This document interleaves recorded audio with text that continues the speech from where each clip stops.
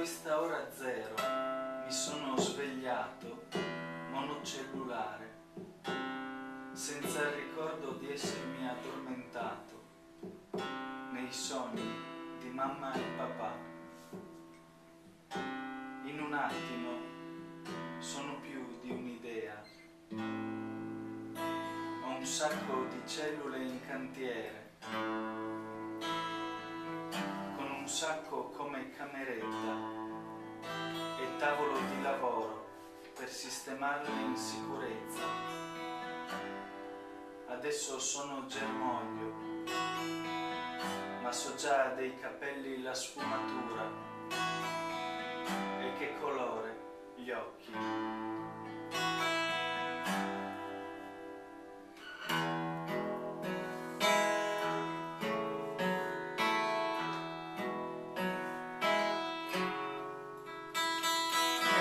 Fai capriole e giravolte, allunga le mani, sgranisci le gambe, inarca la schiena, prova il pensiero, sintonizza il timpano.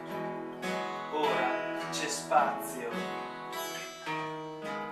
Sarà tutto più stretto in un lampo e dovrai allenare i gomiti, affilare lo sguardo, che una volta fuori di lì saranno urti e spallate e occhi che bucano.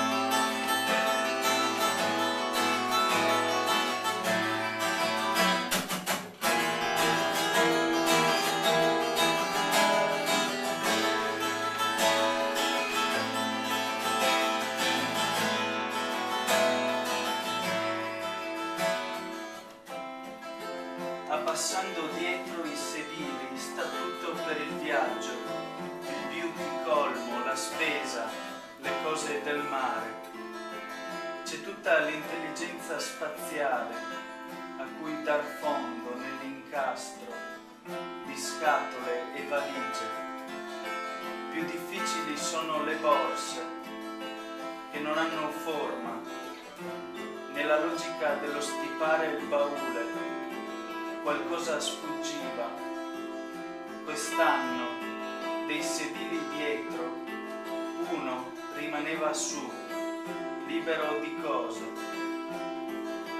come per l'arrivo di qualcuno a provare se ci stava.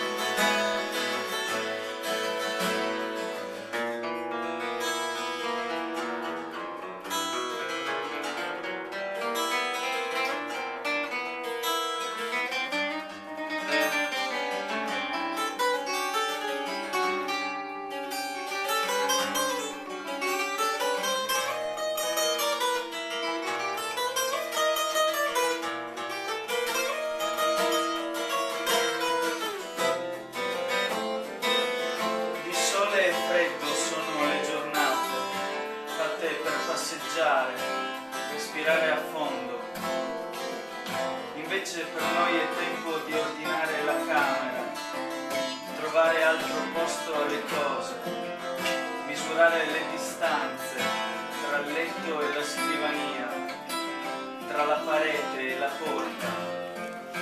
Di ritorno dal lavoro, la prima cosa è mostrare i vestiti comprati, mentre di giorno in giorno arrivano altre borse e abiti usati, passarli in rassegna uno per uno, immaginarli a coprirti da capo a piedi.